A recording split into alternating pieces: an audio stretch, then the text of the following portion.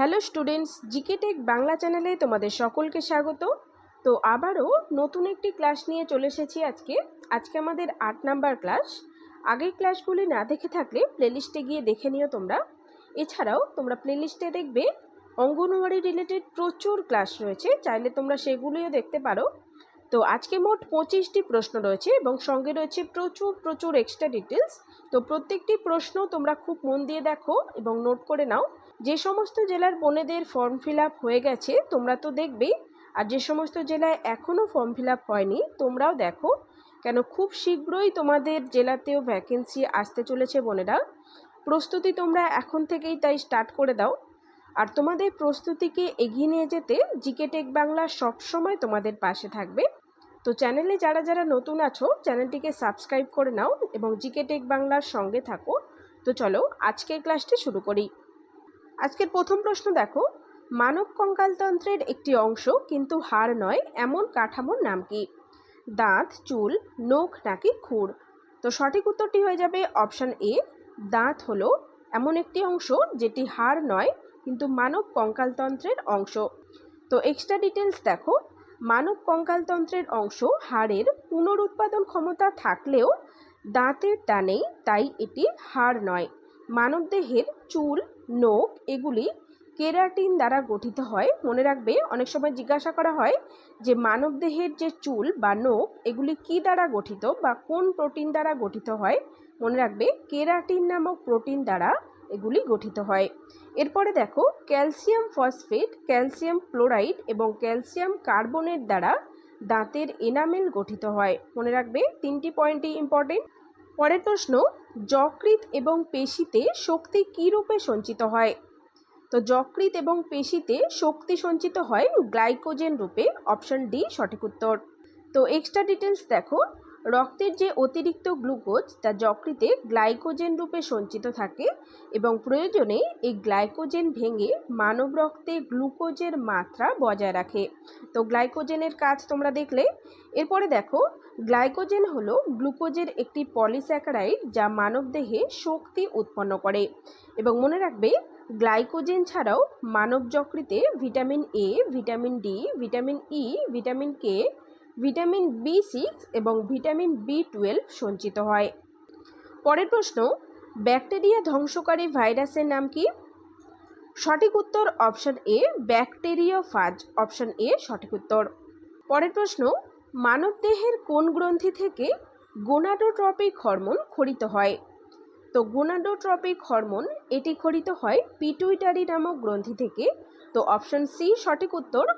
তো extra information দেখো, pituitary হলো মানব মস্তিষ্কে অবস্থিত একটি গ্রন্থি এবং এটি হলো একটি অন্তঃক্ষরা গ্রন্থি। মনে রাখবে, পিটুইটারি গ্রন্থি হলো অন্তঃক্ষরা গ্রন্থি এবং পিটুইটারি গ্রন্থিকে প্রভু গ্রন্থিও বলা হয়। পরের প্রশ্ন, জাতীয় গ্রামীণ কর্মসংস্থান গ্যারেন্টি আইন কবে পাশ হয়? তো এটি পাশ হয়েছিল 2005 সালে। অপশন এ সঠিক উত্তর। তো এক্সট্রা ইনফরমেশনগুলি দেখে নাও, এটি মহাত্মা গান্ধী জাতীয় গ্রামীণ কর্মসংস্থান গ্যারেন্টি আইন নামে পরে নামকরণ করা হয়েছিল এটির। Mahatma Gandhi national rural employment guarantee act বা যেটি MG নারেগা নামে পরিচিত, এটি 2005 সালের 7ই সেপ্টেম্বর চালু হয়েছিল। তারিখটি তোমরা মনে রাখবে। এবং এর উদ্দেশ্য কী ছিল? এর উদ্দেশ্য ছিল বা এই স্কিমের উদ্দেশ্য ছিল গ্রামীণ পরিবারে প্রাপ্তবয়স্ক মানুষদের 100 দিনের কাজ নিশ্চিত করা। তো এখন বইটি প্রসঙ্গে একটু বলি। আমরা একটি PDF বই বানিয়েছি ICDS-এর জন্য। তো বইটি সম্পূর্ণ তোমাদের সিলেবাস অনুযায়ী বানানো হয়েছে। যে সিলেবাস তোমাদের দেওয়া হয়েছে সেই সিলেবাস অনুযায়ী বইটি বানানো হয়েছে। তো প্রত্যেকটি সাবজেক্ট ধরে ধরে প্রশ্নোত্তর রয়েছে বইটিতে। প্রশ্নগুলি রয়েছে MCQ টাইপের, ঠিক যেমন তোমাদের পরীক্ষার প্রশ্নপত্রের টাইপ হবে ঠিক সেভাবেই বানানো হয়েছে। এছাড়া প্র্যাকটিস সেটও রয়েছে বইটিতে, সেখান থেকে তোমরা প্র্যাকটিসও করে নিতে পারবে। বইটি নিঃসন্দেহে খুবই ভালো বই, বইটির মূল্য খুবই কম রাখা হয়েছে, চাইলে তোমরা বইটি নিতে পারো।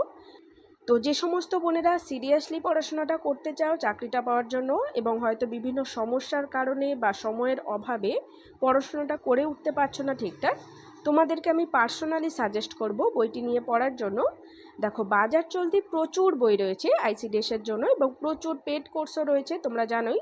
তো সেই সমস্ত বই এবং কোর্সের মূল্য এতটাই বেশি যে সবার পক্ষে তো সেগুলি পারচেস করা সম্ভব নয়। তো তোমাদের জন্যই আমরা বইটির মূল্য কম রেখেছি। তো বইটি তোমরা নিতে চাইলে স্ক্রিনে দেওয়া নাম্বারে হোয়াটসঅ্যাপ করে বিস্তারিত জেনে নাও বইটির মূল্য এবং কিভাবে বইটি পাবে ইত্যাদি। তো চলো আমরা চলে যাব পরের প্রশ্নে। পরের প্রশ্ন, অজন্তা গুহা কোন শাসকদের আমলে নির্মিত হয়েছিল? মৌর্য, মুঘল, গুপ্ত নাকি সেন? তো সঠিক উত্তরটি হয়ে যাবে অপশন সি। দেখো, গুপ্ত শাসকদের আমলে এই অজন্তা গুহা নির্মিত হয়েছিল। এক্সট্রা ইনফরমেশন দেখো, এই গুপ্ত যুগকে ভারতের স্বর্ণযুগ বলা হয়।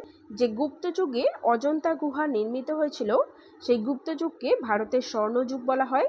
এবং গুপ্ত সাম্রাজ্য প্রতিষ্ঠা করেছিলেন শ্রীগুপ্ত এবং গুপ্ত সাম্রাজ্যের শেষ শাসক ছিলেন বিষ্ণুগুপ্ত। এবং অজন্তা যে গুহাটি সেটি মহারাষ্ট্রে অবস্থিত। তোমাদের প্রশ্ন দেয় যে অজন্তা গুহা কোন রাজ্যে অবস্থিত? এটি মহারাষ্ট্র রাজ্যে অবস্থিত। পরের প্রশ্ন, হর্ষবর্ধন কোন বংশের রাজা ছিলেন? তো হর্ষবর্ধন ছিলেন পুষ্যভূতি নামক রাজবংশের রাজা। অপশান এ সঠিক উত্তর। মনে রাখবে, এই হর্ষবর্ধন 3টি নাটক লিখেছিলেন, বিখ্যাত নাটক। সেগুলি হলো নাগানন্দ, প্রিয়দর্শিকা এবং রত্নাবলী। এখান থেকে তোমাদের প্রশ্ন দিয়ে থাকে, তো তোমরা 3টি নাটকের নাম অবশ্যই মনে রাখবে। এবং এই হর্ষবর্ধনের সভাকবি ছিল, মনে রাখবে, বাণভট্ট। পরের প্রশ্ন, নিম্নলিখিত কোন সামগ্রীটি ভারতের প্রধান আমদানিকৃত পণ্য? তো সঠিক উত্তর অপশন সি। দেখো, অপরিশোধিত তেল। এক্সট্রা কিছু ইনফরমেশন দেখে নাও। ভারত অপরিশোধিত তেলের চাহিদার মাত্র 20% উৎপাদন করে এবং বাকি 80% বিদেশ থেকে আমদানি করে। দ্বিতীয় স্থানে রয়েছে, অর্থাৎ আমদানি করা জিনিসের মধ্যে দ্বিতীয় স্থানে রয়েছে যন্ত্রপাতি এবং তৃতীয় স্থানে রয়েছে রত্ন ও অলংকারের আমদানি। পরের প্রশ্ন, পশ্চিমবঙ্গ রাজ্য সরকারের শিশু সাথী প্রকল্পটি চালু হয় কত সালে? তো সঠিক উত্তর অপশন এ, 2013 সালে। দেখো, এই শিশু সাথী প্রকল্পটি 2013 সালের আগস্ট মাসে সূচনা হয়েছিল এবং রাজ্যে শিশু মৃত্যুর হার কমানোর উদ্দেশ্যে শিশুর 18 বছর বয়স পর্যন্ত হার্টের যাবতীয় চিকিৎসা বিনামূল্যে করার ব্যবস্থা করাই হলো এই প্রকল্পটির উদ্দেশ্য। পরের প্রশ্ন দেখো, সিরিয়া দেশটির রাজধানীর নাম কি? তো সিরিয়ার রাজধানী হলো দামাস্কাস। অপশন বি সঠিক উত্তর। পরের প্রশ্ন, ফিতাকৃমি রেচনাঙ্গের নাম কি? তো সঠিক উত্তর অপশন এ, ফ্লেমকোষ হলো ফিতাকৃমি রেচনাঙ্গ। তো নেফ্রিডিয়া কার রেচনাঙ্গ? মনে রাখবে, নেফ্রিডিয়া হলো কেঁচোর রেচনাঙ্গ। কেঁচোর রেচনাঙ্গ হলো নেফ্রিডিয়া। ম্যালপিজিয়ান নালিকা হলো আরশোলার রেচনাঙ্গ। আরশোলার রেচনাঙ্গের নাম হলো ম্যালপিজিয়ান নালিকা। এবং কিডনি হলো, তোমরা সবাই জানো, মানুষের একটি অন্যতম রেচনাঙ্গ। পরের প্রশ্ন, আরশোলার শ্বাসযন্ত্রের নাম কি? আরশোলার শ্বাসযন্ত্র হলো ট্রাকিয়া। অপশন বি সঠিক উত্তর। পরের প্রশ্নে চলে যাব। পরের প্রশ্ন, বায়ুর আর্দ্রতা পরিমাপ করা হয় কোন যন্ত্রের সাহায্যে? হাইড্রোমিটার, ব্যারোমিটার, রেইন গেজ নাকি হাইগ্রোমিটার? তো বায়ুর আর্দ্রতা পরিমাপ করা হয় হাইগ্রোমিটারের সাহায্যে, হাইগ্রোমিটার যন্ত্রের সাহায্যে। অপশন ডি সঠিক উত্তর। তো হাইড্রোমিটার যন্ত্রের সাহায্যে কি পরিমাপ করা হয়? মনে রাখবে, হাইড্রোমিটার যন্ত্রের সাহায্যে তরলের আপেক্ষিক ঘনত্ব পরিমাপ করা হয়। ব্যারোমিটার যন্ত্রের সাহায্যে বায়ুর চাপ পরিমাপ করা হয় এবং রেইন গেজ যন্ত্রের সাহায্যে বৃষ্টির তীব্রতা পরিমাপ করা হয়। পরের প্রশ্ন, ভারতের প্রধান বিচারপতিকে কে নিয়োগ করেন? সঠিক উত্তর অপশন বি, রাষ্ট্রপতি ভারতের প্রধান বিচারপতিকে নিয়োগ করেন। তো এখন বলো, এই যে রাষ্ট্রপতিকে আবার কে শপথ বাক্য পাঠ করান? সঠিক উত্তরটি কি হবে? তো আমাকে কমেন্ট করে তোমরা জানাও, রাষ্ট্রপতিকে কে শপথ বাক্য পাঠ করান। এর আগে তোমাদের পড়িয়েছি। চলে যাব পরের প্রশ্নে। পরের প্রশ্ন, কত সালে কোচবিহার জেলাটি পশ্চিমবঙ্গের সাথে যুক্ত হয়? সঠিক উত্তর অপশন বি, 1950 সালে। পরের প্রশ্ন, উত্তর 24 পরগনা জেলার সদর শহর কোনটি? তো উত্তর করো, খুবই সহজ প্রশ্ন। ভিডিওটি তোমাদের যদি হেল্পফুল বলে মনে হয় একটি লাইক করে দাও এবং বন্ধুদের মাঝে চটপট শেয়ার করে দাও। তো সঠিক উত্তরটি হয়ে যাবে অপশান এ, বারাসাত। পরের প্রশ্ন, বাঁকুড়া জেলার সদর শহর কোন নদীর তীরে অবস্থিত? তো বাঁকুড়া জেলার সদর শহর কোনটি? বাঁকুড়া জেলার সদর শহর বাঁকুড়া। তো এই বাঁকুড়া শহরটি কোন নদীর তীরে অবস্থিত জানতে চেয়েছে। তো সঠিক উত্তর হয়ে যাবে অপশান এ, দ্বারকেশ্বর। পরের প্রশ্ন, ভারতীয় সংবিধানের জনক নামে কে পরিচিত? তো সঠিক উত্তর option D, doctor B.R.. Ambedkar ভারতীয় সংবিধানের জনক নামে পরিচিত। তো কেন তিনি ভারতীয় সংবিধানের জনক? দেখো, তিনি ভারতীয় সংবিধানের স্থপতি ছিলেন, এজন্যই তাকে ভারতীয় সংবিধানের জনক বলা হয়। 1947 সালে ইনি সংবিধানের খসড়া কমিটির সভাপতি নির্বাচিত হয়েছিলেন এবং ইনি ছিলেন, অর্থাৎ ডক্টর বি.আর. আম্বেদকর ছিলেন স্বাধীন ভারতের প্রথম আইন এবং বিচারমন্ত্রী। মনে রাখবে। পরের প্রশ্ন দেখে নাও, পৃথিবীর বায়ুমণ্ডলের সর্বোচ্চ শতাংশ কোন দুটি গ্যাসে রয়েছে? তো এটিও ভেরি ইম্পর্টেন্ট প্রশ্ন। সঠিক উত্তর হয়ে যাবে নাইট্রোজেন ও অক্সিজেন, অপশান বি সঠিক উত্তর। মনে রাখবে, বায়ুমণ্ডলে নাইট্রোজেনের পরিমাণ প্রায় 78% এবং অক্সিজেন রয়েছে প্রায় 21%। পরের প্রশ্ন, সম্মিলিত রাষ্ট্রপুঞ্জের নিরাপত্তা পরিষদে স্থায়ী সদস্য দেশের সংখ্যা কয়টি? তো স্থায়ী সদস্য দেশ হলো 5টি, অপশান এ সঠিক উত্তর। মনে রাখবে, অস্থায়ী সদস্য দেশের সংখ্যা 10টি।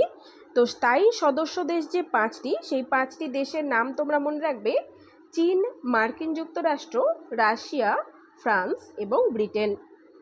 পরের প্রশ্ন, ঝাঁসির রানী ট্রফি কোন খেলার সঙ্গে যুক্ত? সঠিক উত্তর অপশান এ, ক্রিকেট। পরের প্রশ্ন, কোন ক্রিকেটার সর্বপ্রথম ভারতীয় হিসাবে 400টি আন্তর্জাতিক ছক্কা মারার রেকর্ড করেছেন? তো এই ধরনের খেলাধুলা সম্পর্কিত প্রশ্নগুলিও কিন্তু তোমাদের জন্য ভেরি ইম্পর্টেন্ট। উত্তর করো। সঠিক উত্তর হয়ে যাবে অপশান বি, রোহিত শর্মা। রোহিত শর্মা এই রেকর্ডটি করেছেন।